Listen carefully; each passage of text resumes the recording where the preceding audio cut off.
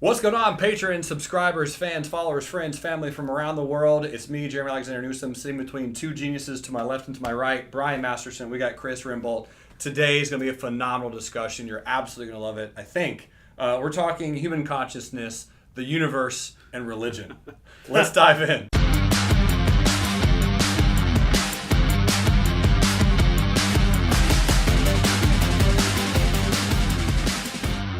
All right, so Chris, give us a little bit of introduction. Who you are, what do you do, how old are you? Just give us a brief intro and your awesomeness. Okay, well, I have been a nerd for as long as I can remember.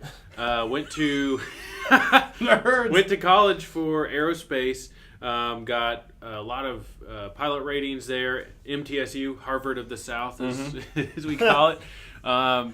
Did not end up in aviation. Actually, ended up in as a health insurance agent. Okay. Run a very successful team doing that. But I'm always reading, always sharpening my mind and studying technology, the mind as well. Yeah. Probably my favorite topic is Consciousness. the mind, and all the topics that surround that. And of course, I like alternative energy, alternative propulsions, and my ultimate dream is actually to work on electric-powered aircraft and spacecraft. But that's probably about a couple decades down the road before I can get into that. Nice. That's awesome, dude. That's very, very cool. That's one of the reasons I want to have you on the show is because, first of all, Chris is a good friend of mine. He's also a patron to the show. He lives here in Nashville. And we had a really good chat the other day just about Tesla and all the things that he did. You read his autobiography. Did you read it or was it an Audible? It was actually a biography by Ashley Vance about Elon Musk, and listened to it twice on Audible, read the hardcover as well, just to try to soak it all in, and I actually have to go through it again. But it's a very fascinating story, a very interesting series of events. Yeah. Is it that meaty? I haven't read it yet. Oh, man, it's good. Yeah, that's what I've heard. You'll finish it and want to read it again. Yeah. Yes. Okay. Yes. I'm gonna do that. So tell me, your thoughts reading through that. What was your big takeaway? What was something that you're like, oh man, that's a brilliant idea. This is gonna happen. Did you have any of those moments? Well, it's not necessarily one specific moment. There's a couple of concepts that really stuck out to me about Elon. Is he will make a decision based on what he calls first principles, which is whether it's physically possible based on the laws of physics to do something, and then he will actually go all in on that stuff. Yeah. Like he bet his entire multi-million-dollar fortune on his current companies, and that stands out to me as something that most people aren't willing to do. That's probably the most amount of risk that I can think of a human taking. Yeah. Yeah. Is just all their financial everything, and just because he's done PayPal. He's done SpaceX. He's done Solar City. He's done Tesla. Right. Tesla had come within hours of being bankrupt and bought out by a rather predatory venture capital firm, and SpaceX had enough money for the final launch that succeeded. So they both came within a razor's edge of failure. Wow. It's incredible stories. Yeah. Literally hours. And the last launch. And look at them now. $5 billion in increased productivity in California with Tesla alone. Mm-hmm. So tell us, tell the audience, what is SpaceX trying to do? Like, what's its point? SpaceX was created to push humans beyond just depending on planet Earth for survival. Mm-hmm. Right now, we're just a blink of existence on the scheme of things, and we could be gone just as easily. SpaceX is kind of the project to make that not necessarily such a risk, and that is also the reason why SpaceX is not public. Musk does not want a board to control what he feels is the destiny of the species, and he wants to make big bets on what they're going to do. The Block 5 Falcon 9 is going to make putting stuff up into Earth orbit much more affordable. And the big Falcon rocket is supposedly going to have some test flights here in the next couple of years. He's classically known for having optimistic timelines. There's actually a planned mission to Mars with that rocket, I believe, in 2022, with a human mission literally the year after. Wow. Which is crazy. Yeah. I really hope that happens. Yeah. That's why it exists, to start colonizing the rest of the known universe. Sure. So how do you foresee that happening? Let's say we do penetrate through all this space garbage orbiting around the Earth, which is a high risk in itself. But let's say we get through all that and we have a successful mission to Mars, whether it's manned or unmanned, through SpaceX. What's next? What can we harvest? Because we've had this conversation too. Mm-hmm. Is there some type of mineral or gas that we can harvest from Mars, bring it back here? So if we're looking at the Earth as an organism, what's the timeline on that, and where are we going next? The fuel for the rockets that will go to Mars will be able to be replenished there. It would be impossible to have traffic to and from Mars without that ability. Mm-hmm. The process for that I'm not entirely sure about, and I don't think really anybody is yet, but we've come to realize that there's actually quite a lot of water on Mars. And I believe most of it, of course, is subterranean and actually mixed into the crust there. I don't know as much about that as I would like to, but there's going to be enough resources there to create somewhere that people can live. Obviously, most of it will have to be imported at first, but we'll be able to make refineries that create things that will sustain humanity there. And a lot of kind of cutting edge technology like 3D printing and things like that, that's going to be a big factor in making Mars habitable. And in fact, Elon Musk has said that one of the cool things about taking people to Mars is seeing what springs up around that, the entrepreneurs that will make life worth living there, and make it affordable and comfortable and innovative. A lot of it we don't know yet. The first step is getting there and seeing what we have to work with. Mm-hmm. So in the interim, what's your general overview of Earth and us as the dominant species? Were we doing a good job? Are we doing a bad job? Are we improving, the livelihood of everything? What's your general synopsis of? That's one of the deepest philosophical questions there is. Yeah, is humanity and consciousness a net positive for the universe?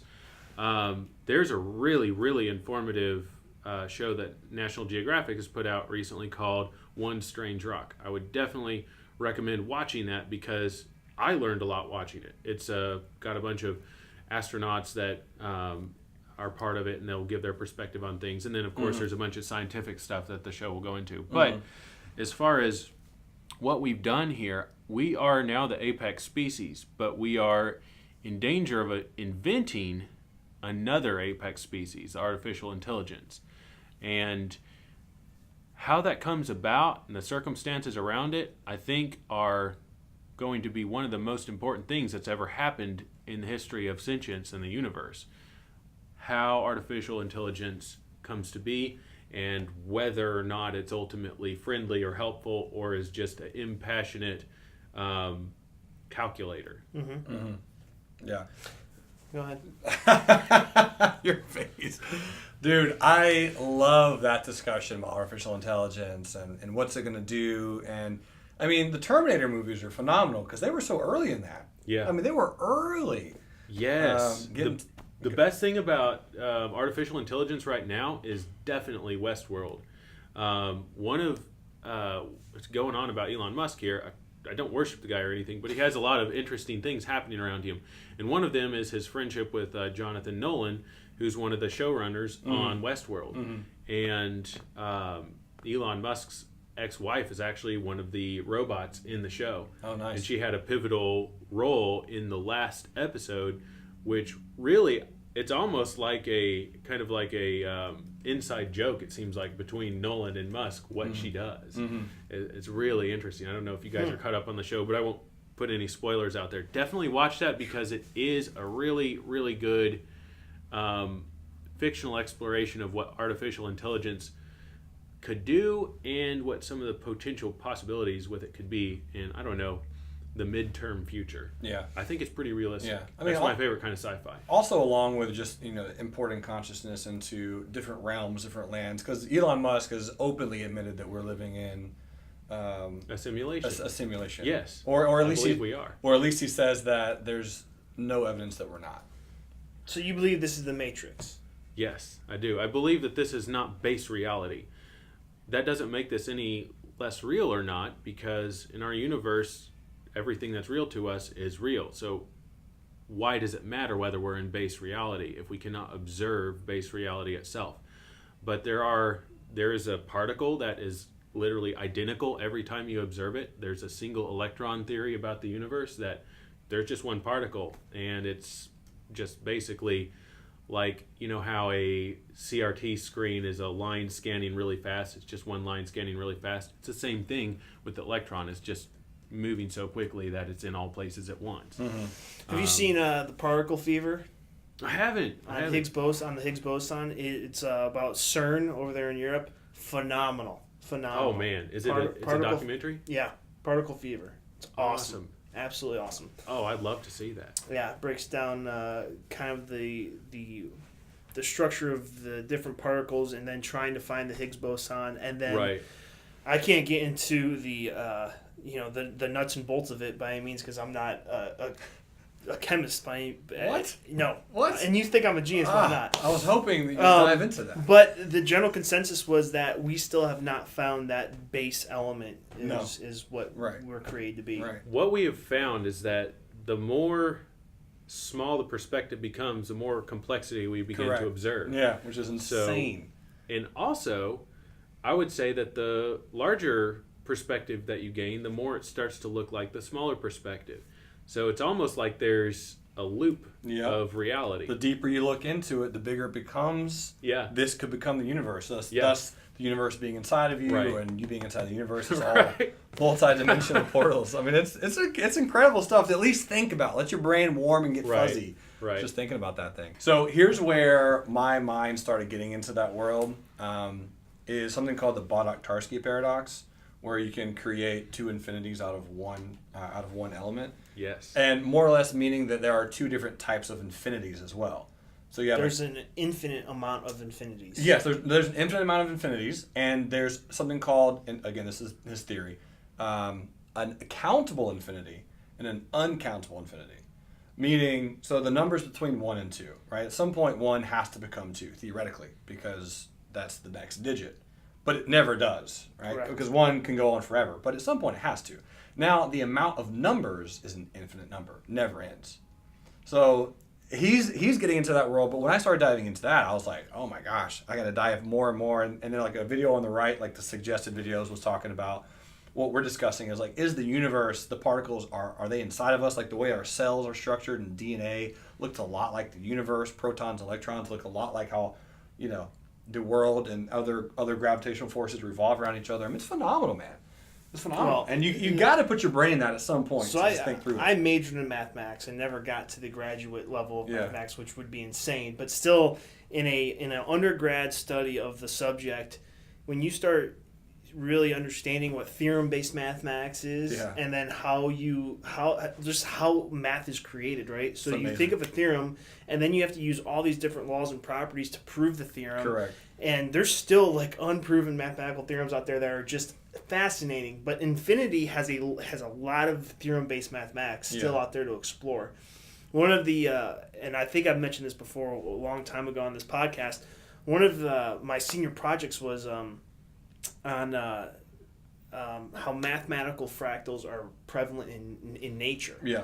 And a fractal is a function of infinity. Mm-hmm. So to study that, to see how it's represented in our current world, in shorelines, plants, I mean, it's insane. Yeah, lightning bolts. I mean, it's everywhere around you. And I think that math is the language of our very existence, and people tend to overlook that quite often. Mm-hmm. It is the code. Yeah. Mm-hmm. Yep. Yeah, that in music, because anytime they try to communicate with other worlds, they send out both math and music, so because it's a perfect language. Music is, if you can code it correctly. So here's one thing that we haven't talked about Okay. on this podcast. Oh yes, And I'm this sure is the time to do it. I'm sure you have some thoughts on it, if not probably vast knowledge of it. But I personally am not too kin to it. But aliens and extraterrestrial life. What's your general overview? Thoughts? Go for it, man. Tell him. I believe that it is extremely unlikely that there is complex life anywhere else in the universe. Okay. Massively unlikely. But that goes into probability, right? Mm-hmm. And probability, it's a crazy place to go. It's the rabbit hole, right? Mm-hmm. I think that Earth exists, if you were to represent probability as an axis, I think that it would exist at the origin. I think it is the least likely place to exist, and the things that happen on Earth and the creatures that live here and how Earth is the most unlikely possible scenario.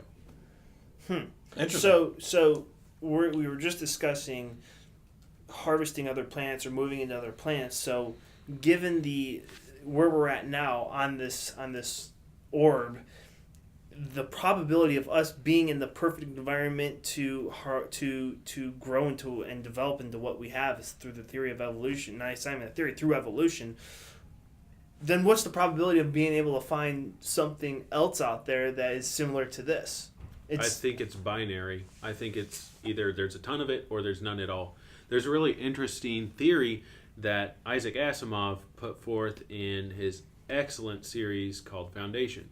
It's several books about how, I'll let you guys read it at some point. Okay. You probably will. It's really good. Okay. But one of the theories put forth is that we created super intelligences that could time travel, and they figured out how to select the most optimal place for humans to survive because they were robots, and it was their design to make the best possible scenario for humans and to protect humans. So was this written as a fictitious storyline book, or was this? But there's a lot of serious science in it, a lot of serious theory in it as well. And so the superintelligences traveled back to the beginning of time and selected the one instance where humans had the best chance of survival, and that's the reality in which we live. Wow. And deleted everything else. Wow. So then that negates evolution. Its evolution is simply a action-reaction process that is a result of the Big Bang. So then those super geniuses can monitor the growth of what they wanted to get to. Yes. Which we could Would be be aliens. which we could be in the middle of that right now. Yeah. Yep. Which could be extraterrestrials as well. Yeah. Well, so here's my thought on it. So I'm a big believer in extraterrestrials, only because through the probability spectrum, you're absolutely correct. So let's say that there is an infinitesimally small percentage chance that there's any life in the universe, but you have an exponentially almost infinite number. Then even if you have an infinitesimally small percentage, that's going to be a large percentage if it's an infinite amount. This is true. This goes back to the base reality question. Yeah. I believe that if there is alternate intelligence out there, it's probably not in the normal universe. Correct. Which I'll agree on that for sure.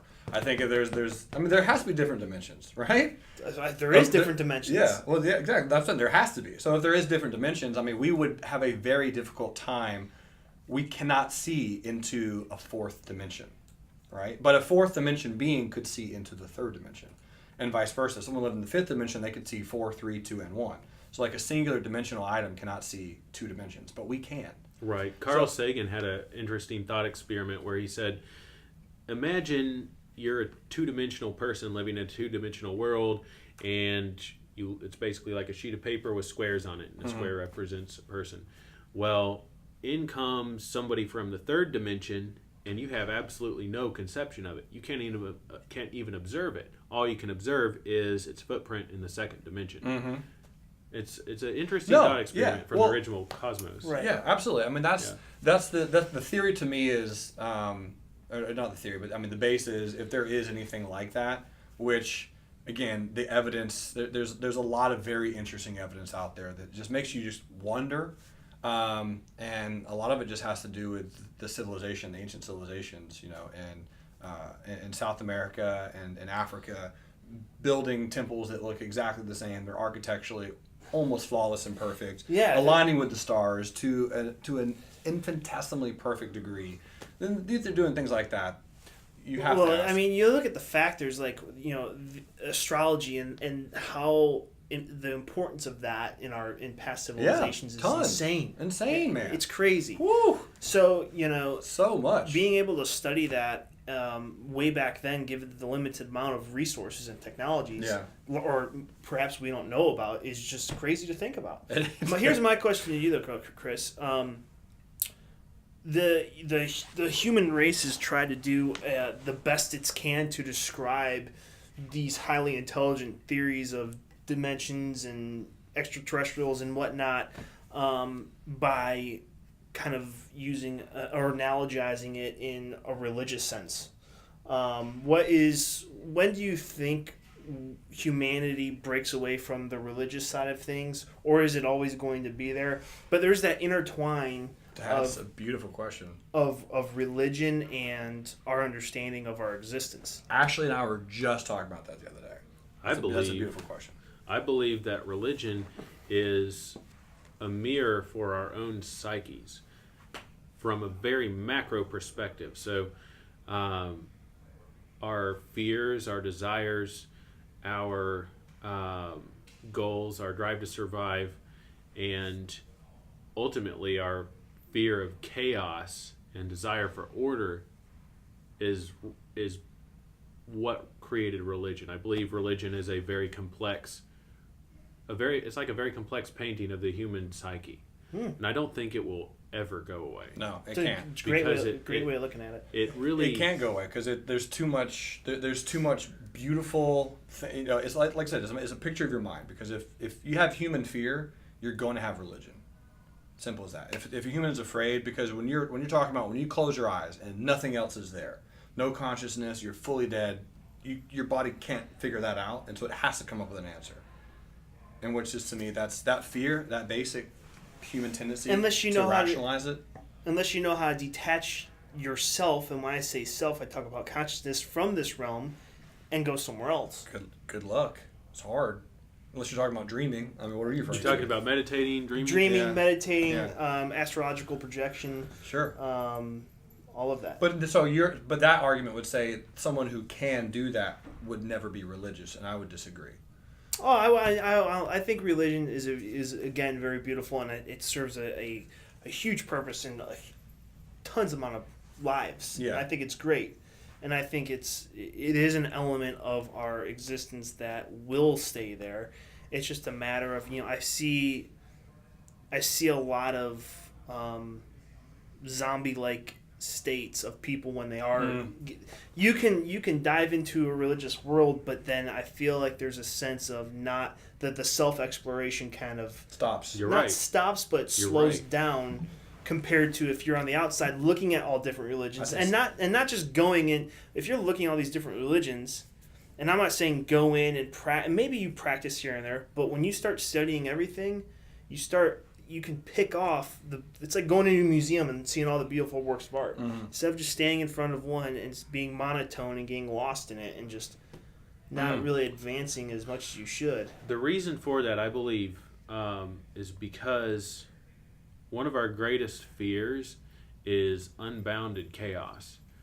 That is just a dark place for somebody's mind to be. And a lot of people have been there. They have considered the questions of existence and purpose and mortality, and they're horrifying. It's just chaotic stuff. So religion is a shelter from that. And if you're willing to begin to believe some things that are based on perfect order and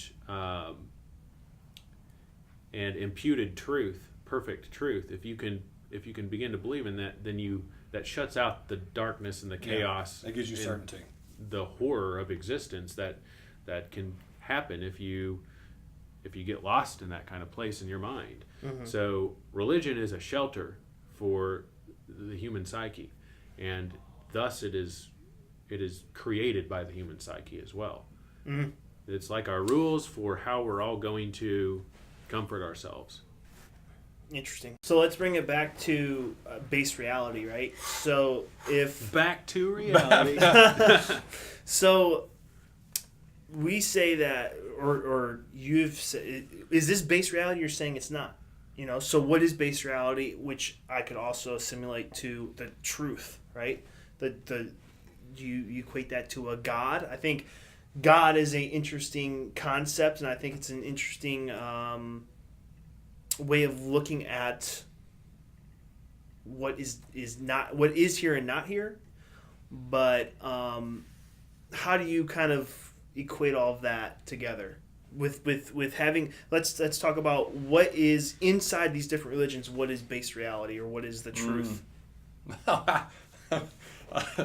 Just a huge question, man. This is the guy to answer it. I can get more Not necessarily. very finite. So, base reality, I don't know if it exists. I think that perhaps reality goes on forever in multiple directions. And there's just no way to know what is ultimately true. I don't think we will ever know that in this reality.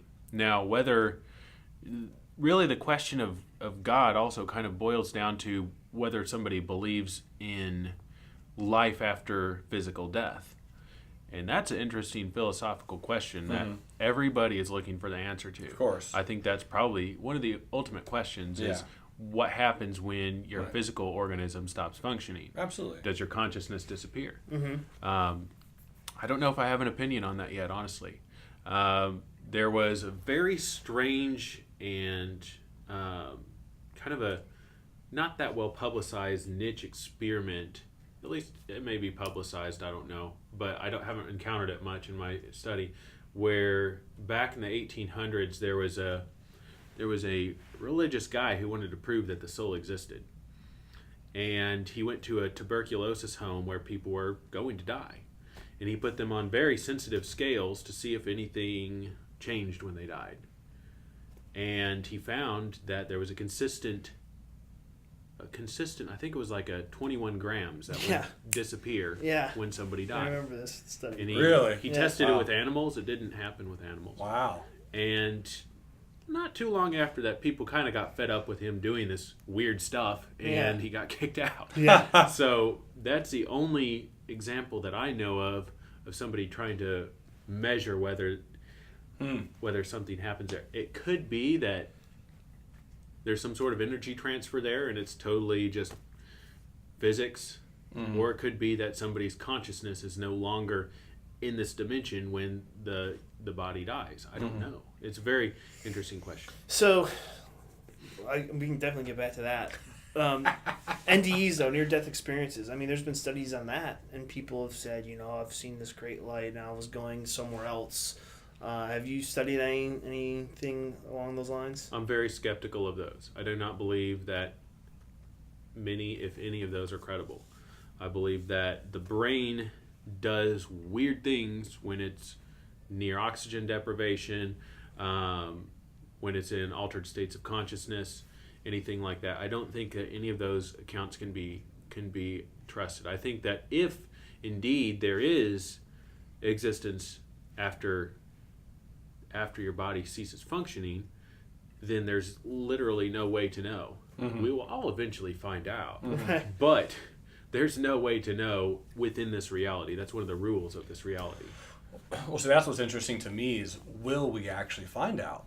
Because, I mean, if you're not conscious, you wouldn't know what's happening with your energy anyway. So, Right. I mean, in my opinion, I truly think it's energy transference. Energy can never be created nor destroyed. It's just going to transfer. And that's where you have a lot of religious beliefs that, believe in reincarnation, where your energy goes in just different portals, different dimensions, different spaces, different animals, plants, trees, things of that nature. And that's 100% true. Yeah. It's absolutely true.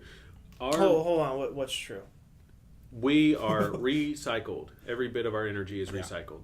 No energy. Minus the perhaps 21 grams of the soul, which could go somewhere else. Perhaps. Yeah. We don't know if that remains in this universe or not, or even if that experiment was credible. Correct.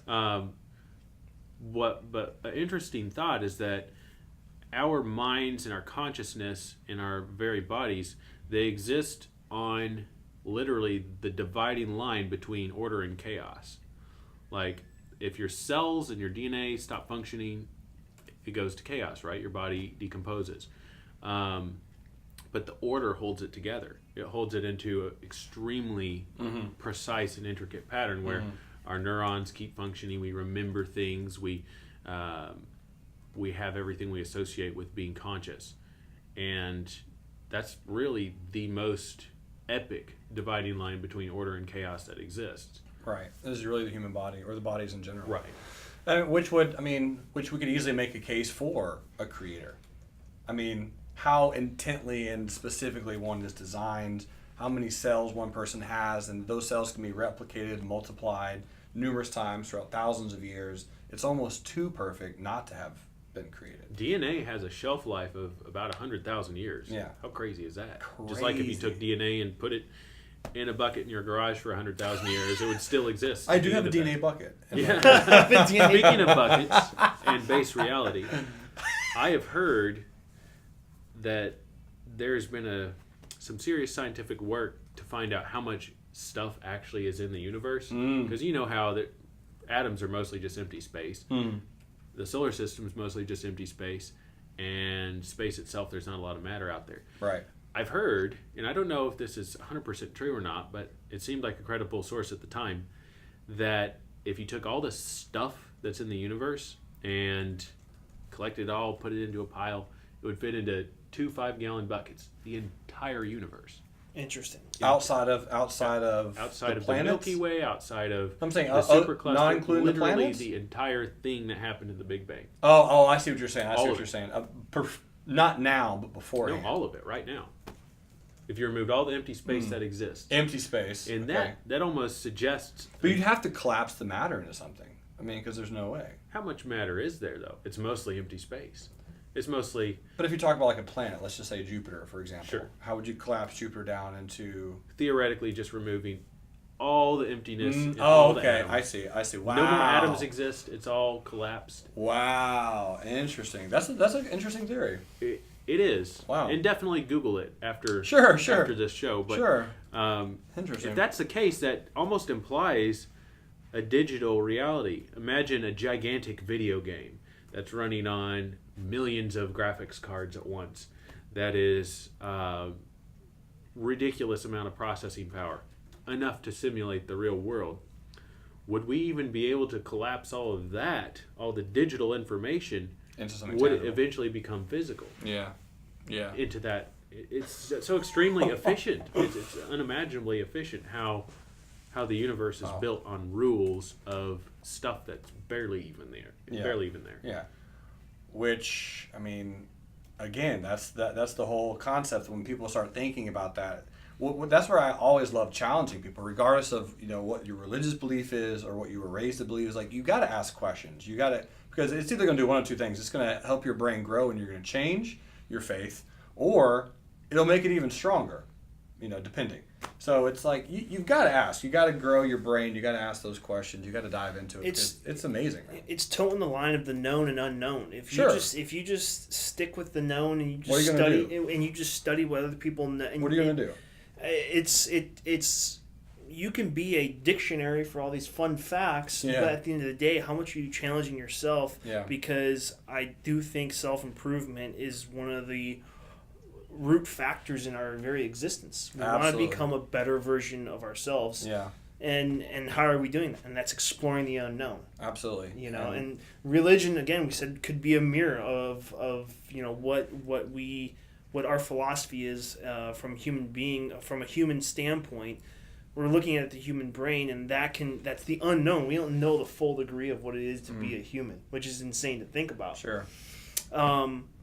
Interesting point that you brought up, though, earlier was you thought this was a simulation or a matrix. So one of the theories that actually Jeremy and I have discussed quite a bit on this podcast is uploading consciousness. So if there's something where this is accurate and it's a simulation, much like that of the Matrix or whatever, and we can find a way to unplug of this reality where we're at now and put it onto some type of internet type network, and then you can share it with other people. Do you think that's a possibility in the future? And if so, how far along would that be? So essentially sharing consciousnesses. I believe it will require a substantial increase in computing power and storage, but Moore's law is held pretty steady. We have had a large increase in both of those things as time goes on, and really we're basically going to be down to physical limitations of the size of atoms for storing information. And there might be another innovation after that where there's better ways than just storing information on something physical. Mm-hmm. But the amount of data required for consciousness is incredible. What's far less amount of data is our DNA code. So if we were to take Jeremy Newsom, literally the DNA that describes everything about how you are, and were to put it on a thumb drive, it would take up about 3.2 gigabytes. What's crazy is that is a infinitely tinier amount of data than would be required to describe your consciousness. It's very, very, very it's a very efficient format for creating a human. So I think we could store our DNA copies of ourselves here very soon. Oh yeah. But storing copies of our consciousness, the question then becomes, and it's a very disturbing question to me, is if you upload your consciousness to something and you're like, okay, I'm done, consciousness uploaded, which of you is real? Are you both real? Is the digital you you? Do you even have any awareness of the digital you? When the real you dies, does fake you know? Does fake digital yeah. you know that you died? Well, sure. it can conscious be replicated. I mean, how do you know that's not? I mean, it's how does it known or not known that's your soul? So you upload your soul into the internet. Okay, now you're that's the question. So yeah, is whether there is a thing that is you that question. Is not this physical body that cannot be described by neurons and connections and experiences stored. Because if you think about it, whoever takes that leap of faith and let's say we get to a point where, okay, guys, we've built this thing and we can now upload it, and it's there, it's happening. Whether it's 100 years from now or 1,000 years from now, who's going to be that person to say, okay, here we go, and it's just like taking the red pill, and now you're in this different existence or dimension or reality, but you knew where you came from, and it's just like, because that's another interesting concept is the whole the way a human is created and birthed. When we are babies, like, it's very hard to conceptualize at that age what this world is, and then when you try to think back to when you were a baby, it's really kind of blurry. Yeah, absolutely. There's not much information there. There's not much information. Here's the crazy thing. Your consciousness was forming. That question is the same question as asking, are we immortal? I believe, because sure, I think it will be theoretically possible to copy our consciousness, to copy what is in our mind onto something synthetic, like create a synthetic mind with all the correct connections. It would take a ridiculous amount of computing power to do that. But the question then becomes, is there something else that is missing if you simply create a copy of someone's mind? That is the real question. Yeah. Wow. I just, this morning I was reading some article. The advances of genome sequencing is insane right now. Yeah, it is. Yeah. And so I don't think I think we're very close to being able to copy DNAs onto one flash drive. We're very close to that, yeah. Absolutely. Walt Disney's coming back. Yeah. Well, maybe not him, but at some point. Someone. It's probably going to be easier to get someone present than not. But what I can say about this for sure is I literally have a headache. And it's good because that's what your brain's going like, what is going on? Like, it's all these things are firing off. And that's what you want. Like, that's literally why we do this podcast, is because there's a website out there called Big Talk. I'm sure you've heard of it. But it's like small talk. It's like, hey, how's the weather? Blah, blah, blah. And so some lady was like, I'm tired of small talk. I'm going to do big talk, where people are like, religion, death, consciousness, like, just firing at it. And I think that's why we do this, really, is because it makes we learn, we grow, we meet new people in a big way. When you have conversations like this, you get connected. Sure. And you learn more visceral information about the other person. So, dude, this was a pleasure. Thank you. Yeah, We've got to have you back, man. Yeah, this is absolutely. Again, oh my goodness. We tend to, when we toe the line with the known and unknown, we try to go back and forth on each podcast, right? Because we have known technologies, so we hit the past, innovative, and then we talk what's curve, going on over and here. then where we're going in the future. So, but it's refreshing to spend a little bit more time on the unknown side, because that's the part where the challenges and the solutions start to maybe come to you a little bit more. So. The frontier. The dreams we're going to have tonight are going to be amazing. Here's a question for you guys. Okay. Or more of a thought. This podcast is going up on the internet, right? Yep. Eventually, when we create an artificial intelligence, it will probably try to learn about people. Mm-hmm. And it will do it by watching videos. So what we discussed here could end up becoming a challenge that an artificial intelligence will pick up and try to figure out, because Nice. it knows that humans care about that. We've been working on it for a long time, and maybe it's something worth continuing to work on. Yeah, and a message to the AI, or to whoever that is. What saddens me is that we as humans always think it's this evil thing, and it's going to control us and destroy us and everything, or whatever. Why do we have that concept of chaos more so than this beautiful thing that could be coming?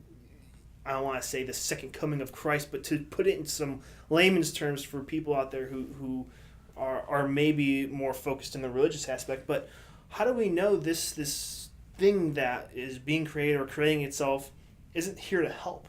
Absolutely. And That's just two advance sides of the coin. Two sides of the coin. But I feel like the negative aspect is focused on a little bit too much than... Because it's unknown. People fear the unknown. The AI that will come about will be like us. It will exist between order and chaos. Right now, the programs we've created, there's too much order there. A lot of order. It's just programming. Introduce a little chaos, to borrow the line from the Joker. Yeah, that's right. I was gonna say, I've heard that line before. Everything goes wild. It'll be very cool to see how an artificial intelligence deals with balancing order and chaos, because that's what we're trying to do every day. Yep. A lot of people will lose their mind to dealing too much in chaos, and people will also stop self-development and self-improvement by leaning too much towards order, even if the order isn't real, right? It's big takeaway. Living between that was great. Order and chaos is what we should seek to do, and I hope that artificial intelligence does the same. That you got, we got in on that. That was great, folks. That was great. From around the world, live between order and chaos. You guys are amazing. Love, live, learn. Bye.